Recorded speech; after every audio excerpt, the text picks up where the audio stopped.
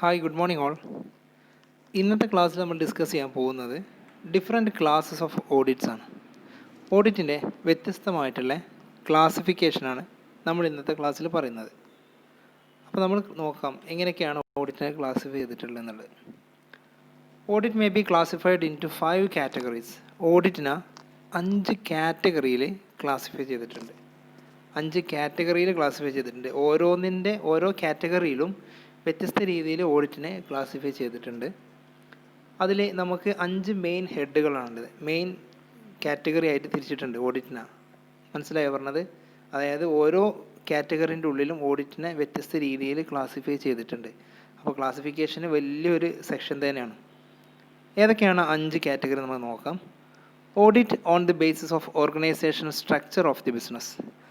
നമ്മുടെ ഓർഗനൈസേഷൻ്റെ സ്ട്രക്ചറിൻ്റെ ബേസിൽ ഓഡിറ്റിനെ എങ്ങനെയാണ് ക്ലാസിഫൈ ചെയ്തിട്ടുള്ളത് നോക്കാം. അങ്ങനെയാണ് ഫസ്റ്റത്തെ കാറ്റഗറി. രണ്ടാമത്തെ ക്ലാസിഫിക്കേഷൻ എങ്ങനെ വരുന്നതെന്നുണ്ടെങ്കിൽ classification of audit on the basis of degree of independence. അതിനെ ഓഡിറ്റ് ചെയ്യുന്ന അതിൻ്റെ ഇൻഡിപെൻഡൻസ് അത് നമ്മൾ നോക്കാം. ഡിഗ്രി ഓഫ് ഇൻഡിപെൻഡൻസിൻ്റെ ബേസിലാണ് രണ്ടാമത്തെ കാറ്റഗറി ചെയ്തിട്ടുള്ളത്.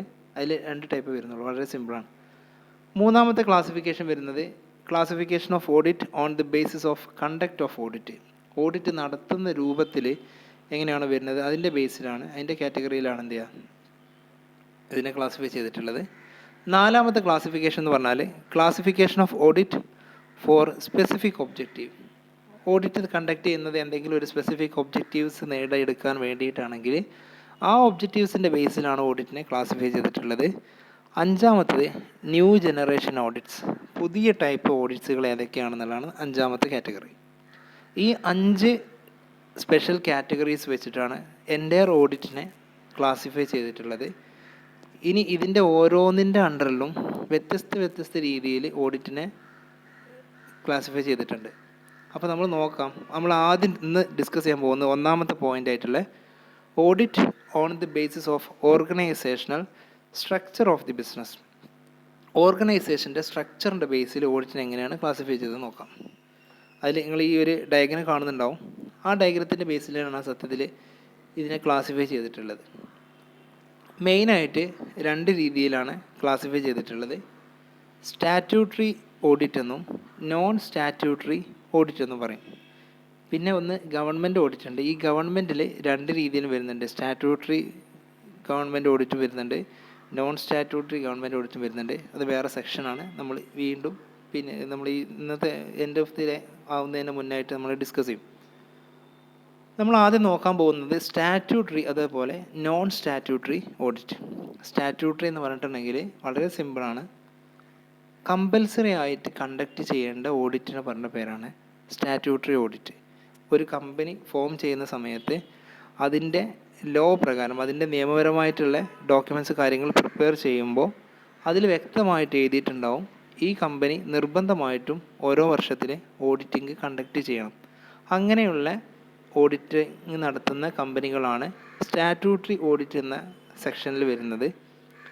നോൺ സ്റ്റാറ്റ്യൂട്ടറി എന്ന് പറഞ്ഞിട്ടുണ്ടെങ്കിൽ ഓപ്ഷണലാണ്. വേണമെങ്കിൽ കണ്ടക്ട് ചെയ്യാം, കണ്ടക്ട് ചെയ്തില്ലെങ്കിലും നിർബന്ധമൊന്നുമില്ല. അത് ഏതെങ്കിലും നിയമപരമായിട്ട് അങ്ങനെ പറഞ്ഞിട്ടൊന്നുമില്ല, നിർബന്ധമായിട്ട് ഓഡിറ്റ് കണ്ടക്ട് ചെയ്യണമെന്ന് പറഞ്ഞിട്ടില്ല. എന്നാൽ ഓഡിറ്റ് ചെയ്യുന്നത് കൊണ്ടുള്ള ഒരുപാട് ബെനിഫിറ്റ് ഉണ്ട്. നമ്മളത് ഡിസ്കസ് ചെയ്യും. അപ്പോൾ നമ്മൾ ആദ്യം നോക്കാൻ പോകുന്നത് സ്റ്റാറ്റ്യൂട്ടറി ഓഡിറ്റാണ്.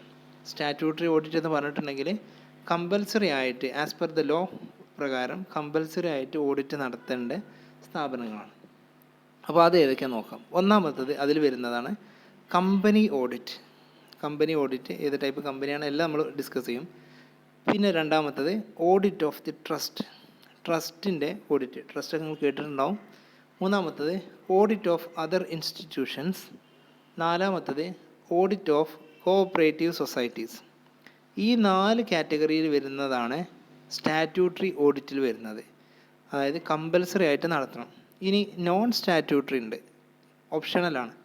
അത് വരുന്നതാണ് sole traders, partnership, individuals, institutions. ഈ 4 കമ്പൽസറി അല്ല, നോൺ സ്റ്റാറ്റ്യൂട്ടറി ആണ്. ഗവൺമെൻറ്റിൽ 2 വരുന്നുണ്ട്. Government department and officers, government companies, corporations അങ്ങനെ വരുന്നുണ്ട്. ഗവൺമെൻറ്റിൻ്റെ സെക്ഷൻ നമ്മൾ സെപ്പറേറ്റ് ആയിട്ടാണ് പറയും. അപ്പോൾ നമ്മൾ ആദ്യം നോക്കാൻ പോകുന്നത് സ്റ്റാറ്റ്യൂട്ടറി ഓഡിറ്റ് എന്ന സെക്ഷനിലേക്കാണ് പോകുന്നത്. അപ്പോൾ എന്താണ് statutory? On the basis of organisation സ്ട്രക്ചറിൽ നമ്മൾ രണ്ടായിട്ട് തിരിച്ചിട്ടുണ്ട്, statutory, non statutory. Statutory, certain institutions and enterprises are established by statutes. Audit of this institution is carried out compulsory under the provisions of this statute or law of the audit of the account of these institutions is termed as statutory audit. നിയമപരമായിട്ട് ആ സ്ഥാപനങ്ങൾ create ചെയ്യപ്പെടുന്ന സമയത്ത് as per the provision പ്രകാരം നിർബന്ധമായിട്ടും audit നടത്തേണ്ട സ്ഥാപനങ്ങളാണ് statutory audit നടത്തുന്ന കമ്പനീസ് എന്ന് പറയാം. അങ്ങനത്തെ ഏതൊക്കെ കമ്പനീസ് ആണെന്നുള്ളത് നമ്മൾ നോക്കാം. ഒന്ന്, joint stock companies under companies act. Companies ആക്ടിൻ്റെ കീഴിലുള്ള ജോയിൻറ്റ് സ്റ്റോക്ക് കമ്പനികൾ. രണ്ടാമത്, banking companies governed by banking regulation act 1949 banking regulation ആക്ടിൽ രജിസ്റ്റർ ചെയ്ത് അതിൻ്റെ അണ്ടറിൽ വർക്ക് ചെയ്യുന്ന ബാങ്കിങ് കമ്പനീസ് ഓഫ് എല്ലാം എന്ത് ചെയ്യണം? ഓഡിറ്റ് കമ്പൽസറി ആണ്. ഇൻഷുറൻസ് കമ്പനീസ് കമ്പൽസറി ആണ്. Cooperative society registered under the different state cooperative societies. വ്യത്യസ്തമായിട്ടുള്ള സ്റ്റേറ്റ് കോഓപ്പറേറ്റീവ് സൊസൈറ്റീൻ്റെ അണ്ടറിൽ രജിസ്റ്റർ ചെയ്തിട്ടുള്ള എല്ലാ കോഓപ്പറേറ്റീവ് സൊസൈറ്റികളും കമ്പൽസറി ആയിട്ട് ഓഡിറ്റ് നടത്തണം. അഞ്ചാമത്, public charitable companies registered under various religions and other endowment act. വ്യത്യസ്തപരമായിട്ട് മതപരമായിട്ടൊക്കെ പബ്ലിക് ചാരിറ്റബിൾ കമ്പനി ഉണ്ടാവും. ആ കമ്പനികളൊക്കെ എന്ത് ചെയ്യണം? കമ്പൽസറി ആയിട്ട് ഓഡിറ്റ് നടത്തണം.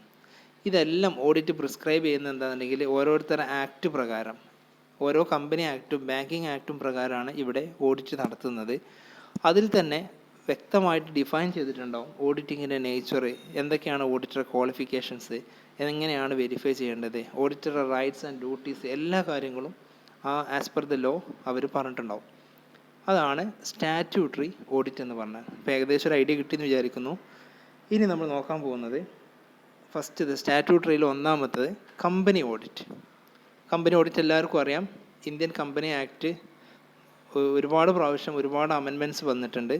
കമ്പനി ആക്ട് പ്രകാരം രജിസ്റ്റർ ചെയ്തിട്ടുള്ള ജോയിൻറ്റ് സ്റ്റോക്ക് കമ്പനികളെല്ലാം audit കമ്പൽസറിയാണ്.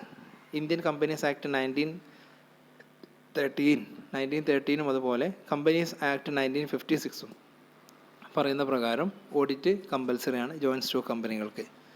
The companies act as subsequent amendment have caused tremendous changes in the outlook of the company audit. Company ആക്ടിൽ ഓരോ മാറ്റങ്ങൾ സംഭവിക്കുന്ന സമയത്ത് ഓഡിറ്റിംഗ് നടത്തുന്നതിലും ഒരുപാട് മാറ്റങ്ങൾ സംഭവിച്ചിട്ടുണ്ട്. ഓഡിറ്ററുടെ റൈറ്റ്സും ഡ്യൂട്ടീസും കാര്യങ്ങളും എല്ലാം ഈ കമ്പനി ആക്ടിൽ വ്യക്തമായിട്ട് പറഞ്ഞിട്ടുണ്ട്. അതുപോലെ ഓഡിറ്റർ ക്വാളിഫിക്കേഷനും കാര്യങ്ങളും എല്ലാം പറഞ്ഞിട്ടുണ്ട്. സെക്ഷൻ 226 പ്രകാരം കമ്പനി ആക്ട് 1956 വ്യക്തമായിട്ട് ഓഡിറ്ററുടെ റൈറ്റ്സ് ആൻഡ് ഡ്യൂട്ടീസ്, ഒബ്ജക്റ്റീവ്സ്, എന്താണ് ഓഡിറ്റർ ക്വാളിഫിക്കേഷൻസ്, ഈ കാര്യങ്ങളൊക്കെ അടങ്ങിയിട്ടുള്ള ഒരു ഓഡിറ്റർ ആയിരിക്കണം. അതുപോലെ അങ്ങനെ ഓഡിറ്റ് ചെയ്യുന്ന സമയത്ത് അയാൾ എന്തായിരിക്കണം? നിർബന്ധമായിട്ടും അങ്ങനെയുള്ള ഒരു ഓഡിറ്ററെ കൊണ്ടായിരിക്കണം നമ്മളെ കമ്പനി ഓഡിറ്റ് ചെയ്യേണ്ടത്. അത് ആണ് ജോയിൻറ്റ് സ്റ്റോക്ക് കമ്പനി. ഒന്നാമത്തെ സ്റ്റാറ്റ്യൂട്ടറി കമ്പനിയാണ്. നിർബന്ധമായിട്ട് ഓഡിറ്റ് നടത്തേണ്ടത് കമ്പനി ഓഡിറ്റാണ്. അങ്ങനെ നടത്തുന്നത് കൊണ്ടുള്ള ബെനഫിറ്റ്സുകൾ എന്തൊക്കെയാണ്? മെയിനായിട്ടുള്ള ബെനഫിറ്റ്സ് ആർക്കാന്നുണ്ടെങ്കിൽ ഷെയർ ഹോൾഡേഴ്സ്. നമുക്കറിയാം ജോയിൻറ്റ് സ്റ്റോക്ക് കമ്പനികളിൽ ഒരുപാട് പബ്ലിക് ജനങ്ങൾ അതിൽ ഷെയർ ഇൻവെസ്റ്റ് ചെയ്തിട്ടുണ്ടാവും. ഈ ഷെയർ ഇൻവെസ്റ്റ് ചെയ്തത് എത്രത്തോളം നമ്മളെ പൈസ അവിടെ സേഫ് ആണെന്ന് അറിയാൻ വേണ്ടിയിട്ടാണ് ഈ ഒരു ഓഡിറ്റൊക്കെ നടത്തുന്നത്. അപ്പോൾ ഒന്നാമത്തെ ബെനിഫിറ്റ് അവർക്ക് തന്നെയാണ്. The share holders are assured of the working of the company and that they are not defrauded. അവരൊരിക്കലും പറ്റിക്കപ്പെടില്ല എന്നുള്ളതും കമ്പനി റെഗുലറായിട്ട് അവിടെ കറക്റ്റായിട്ട് വർക്ക് ചെയ്യുന്നുള്ളതെന്ന് മനസ്സിലാക്കുന്നത് ഈ ഒരു ഓഡിറ്റിൻ്റെ ബേസിലാണ്. സെക്കൻഡ് ബെനിഫിറ്റ് ആർക്കാന്നുണ്ടെങ്കിൽ audit provides a check in activities of dishonest employee. Audit നടത്തുമ്പോൾ എന്തെങ്കിലും നമുക്ക് വിശ്വസിക്കാൻ പറ്റാത്ത കള്ളനായിട്ടുള്ള എംപ്ലോയി ഉണ്ടെന്നുണ്ടെങ്കിൽ അങ്ങനത്തെ ആൾക്കാരൊക്കെ എളുപ്പത്തിൽ മനസ്സിലാക്കാൻ പറ്റും. അങ്ങനത്തെ ആൾക്കാർ മനസ്സിലാക്കിയിട്ട് നമ്മളെ കമ്പനിയിൽ നിന്ന് ഒഴിവാക്കി കഴിഞ്ഞാൽ നമ്മളെ കമ്പനി നല്ല സ്മൂത്ത് തന്നെ നടക്കും. മൂന്നാമത്തെ benefit, audit may give a sound financial advice. ഇനി നമ്മളെ കമ്പനി റൺ ചെയ്യുന്ന സമയത്ത് എന്തെങ്കിലും തെറ്റായ മാർഗത്തിലൂടെയാണ് നമ്മളെ കമ്പനി പോകുന്നതെന്നുണ്ടെങ്കിൽ എങ്ങനെയാണ് അത് തിരിച്ചു വരിക, അല്ലെങ്കിൽ എന്തൊക്കെയാണ് ശ്രദ്ധിക്കേണ്ടതെന്നുള്ള കറക്റ്റായിട്ടുള്ള ഒരു ഫൈനാൻഷ്യൽ അഡ്വൈസ് ഓഡിറ്റ് കൊണ്ട് സാധിക്കും. The share holders get audited financial statement and reports.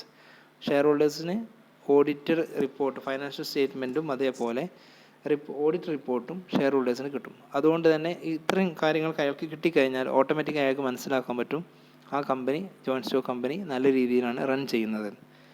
ഇനി രണ്ടാമത്തെ കമ്പനിയാണ് ദ ഓഡിറ്റ് ഓഫ് ട്രസ്റ്റ്.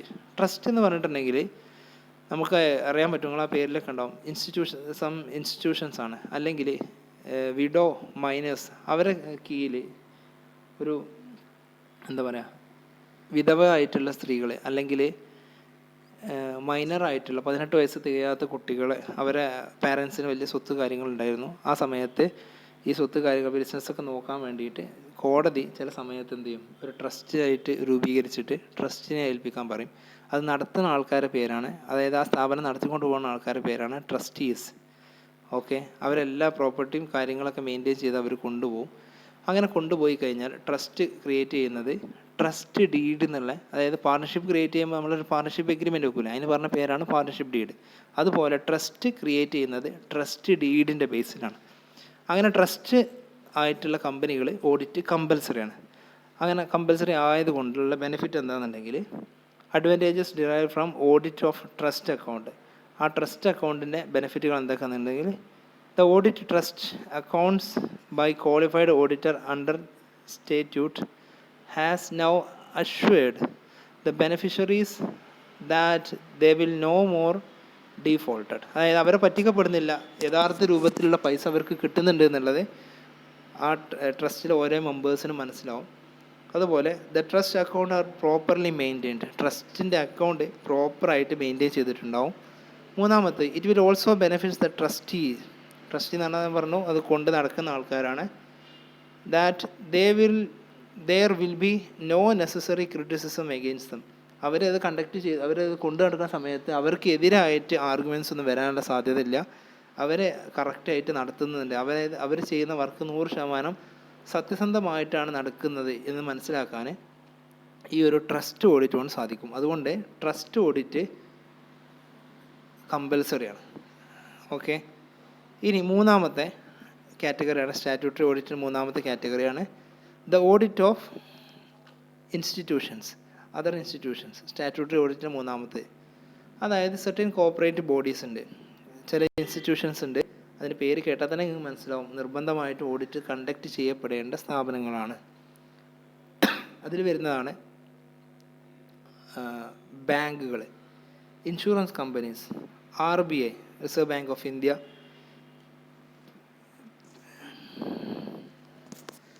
പിന്നെ വരുന്നത്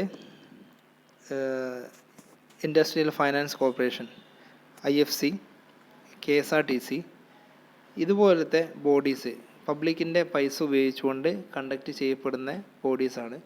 അപ്പോൾ ഇവർക്ക് ഓഡിറ്റ് കമ്പൽസറി ആയിട്ട് നടത്തണം. ഇത് ഗവൺമെൻറ്റും ഇതിലൊരു പാർട്ടാണ്. ഈ കമ്പനിയിൽ ഗവൺമെൻറ്റിൻ്റെ അണ്ടറിൽ വരുന്നതാണ്, ഗവൺമെൻറ്റും കൂടിയാണ് ഇതിൻ്റെ കാര്യങ്ങളൊക്കെ നോക്കുന്നത്. അപ്പോൾ പബ്ലിക്കിൻ്റെ ലാർജ് എമൗണ്ട് ഓഫ് പബ്ലിക്കിൻ്റെ മണി ഉപയോഗിച്ചിട്ടാണ് ഈ കമ്പനികളൊക്കെ വർക്ക് ചെയ്യുന്നത്. അതുകൊണ്ട് തന്നെ എല്ലാ കാര്യങ്ങളും വ്യക്തമായിട്ട് ഓഡിറ്റ് ചെയ്യപ്പെടേണ്ടതുണ്ട്. അതുകൊണ്ടാണ് ഇതൊരു സ്റ്റാറ്റ്യൂട്ടറി ഓഡിറ്റായിട്ട് മാറുന്നത്. ഇതാണ് ഇൻസ്റ്റിറ്റ്യൂഷൻസ്. ഓക്കെ, ഇനി അങ്ങനെ ഈ ഇൻസ്റ്റിറ്റ്യൂഷൻസ് ഓഡിറ്റ് നടത്തുന്നത് കൊണ്ടുള്ള ബെനിഫിറ്റ് എന്താണെന്നുണ്ടെങ്കിൽ, നമുക്ക് എല്ലാവർക്കും അറിയാം എന്ത്, പബ്ലിക്കിൻ്റെ അതായത് പബ്ലിക്കിന് അവരെ ഫണ്ട് എവിടെയും ലാപ്സായി പോകുന്നില്ല, കറക്റ്റായിട്ട് ഉപയോഗപ്പെടുത്തുന്നുണ്ടെന്ന് മനസ്സിലാവും. Audit found the interest of public is not properly looked after. It should be brought into notice to higher authority. എന്തെങ്കിലും പ്രശ്നം ഉണ്ടെന്നുണ്ടെങ്കിൽ അത് ഹയർ അതോറിറ്റിക്ക് അത് റേസ് ചെയ്യാൻ സാധിക്കും. പിന്നെ അതുപോലെ പ്രോപ്പർ അക്കൗണ്ടിങ് കാര്യങ്ങളും എല്ലാ റവന്യൂ എല്ലാ കാര്യങ്ങൾക്കും ഒരു ഒതൻറ്റിസിറ്റി ഉണ്ടാവും, ഒരു കറക്റ്റ്നെസ് ഉണ്ടാവും. ഓക്കെ, ഇതാണ് പബ്ലിക് ട്രസ്റ്റുകൾ അല്ലെങ്കിൽ പബ്ലിക് ഇൻസ്റ്റിറ്റ്യൂഷൻസ് ഓഡിറ്റ് ചെയ്യാൻ കമ്പൽസറി ആയിട്ടുള്ള കാര്യം. ഇനി നാലാമത്താണ് statutory of audit cooperative society. Cooperative സൊസൈറ്റീൻ്റെ അണ്ടറിൽ വരുന്ന കമ്പനികൾ നമ്മൾ ഓഡിറ്റ് നടത്തണം.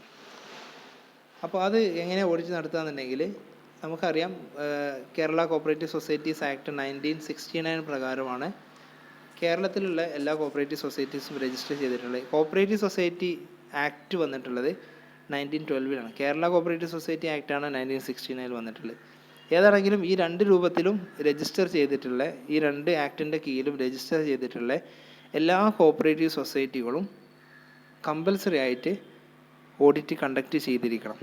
അങ്ങനെ ഓഡിറ്റ് നടത്തുന്ന അപ്പോഴാണ് അതായത് സിമ്പിളായിട്ട് പറയുകയാണെന്നുണ്ടെങ്കിൽ ഒരു കോപ്പറേറ്റീവ് സൊസൈറ്റി എന്ന് പറഞ്ഞിട്ടുണ്ടെങ്കിൽ മിനിമം ഒരു 10 ആൾക്കാരുണ്ടാവും, 10 മെമ്പേഴ്സ് ഉണ്ടാവും. ഈ 10 മെമ്പേഴ്സ് ഒന്നിച്ച് ക്യാപിറ്റൽ മുടക്കിയിട്ട് ഒരു ബിസിനസ് സ്റ്റാർട്ട് ചെയ്യാണ്, എന്തെങ്കിലും ഒരു കോപ്പറേറ്റീവ് സൊസൈറ്റി സ്റ്റാർട്ട് ചെയ്യാണ്. അപ്പോൾ ഓരോ മെമ്പേഴ്സിനും അതിൻ്റെ ബെനിഫിറ്റ് കിട്ടിക്കൊണ്ടിരിക്കും. അത് 10 അല്ല, അതിൽ കൂടുതൽ ആൾക്കാരും അതിൽ വന്നിട്ട് ഇൻവെസ്റ്റ് ചെയ്യാം. ഒന്നിൽ കൂടുതൽ ആൾക്കാർ ഇൻവെസ്റ്റ് ചെയ്യുമ്പോൾ ഓരോ പാർട്ട്നേഴ്സിനും ഇത് ഗവൺമെൻറ് അണ്ടറിൽ രജിസ്റ്റർ ചെയ്താണ്, കോപ്പറേറ്റീവ് സൊസൈറ്റി ആയിട്ട് രജിസ്റ്റർ ചെയ്തുകൊണ്ട് അതിന് കോപ്പറേറ്റീവ് സൊസൈറ്റീസ് എന്നാണ് പറയുക. അങ്ങനെ രജിസ്റ്റർ ചെയ്യുമ്പോൾ അതിനുള്ളിലുള്ള ഓരോ മെമ്പേഴ്സിനും അവരെ ഫണ്ട് കാര്യങ്ങൾ, അതായത് ഓരോ സൊസൈറ്റീൻ്റെ വർക്ക് കാര്യങ്ങൾ സ്മൂത്തായിട്ട് നടക്കുന്നുണ്ട്, അക്കൗണ്ട്സും കാര്യങ്ങളൊക്കെ ക്ലിയർ ആണ്, അതിൽ ഫ്രോഡിലെ ആക്ടിവിറ്റീസ് ഒന്നും നടക്കുന്നില്ല എന്നുള്ളത് മനസ്സിലാക്കാൻ വേണ്ടിയിട്ടാണ് ഓഡിറ്റ് കമ്പൽസറി ആയിട്ട് നടത്തുന്നത്. ഓക്കെ, അപ്പോൾ ഇത്രയാണ് കമ്പൽസറി ഓഡിറ്റ് സ്റ്റാറ്റ്യൂട്ടറി ഓഡിറ്റിൽ വരുന്നത്. ഇനി നമുക്ക് അടുത്ത ക്ലാസ്സിൽ നോൺ സ്റ്റാറ്റ്യൂട്ടറി ഓഡിറ്റ് നോക്കാം. Thank you.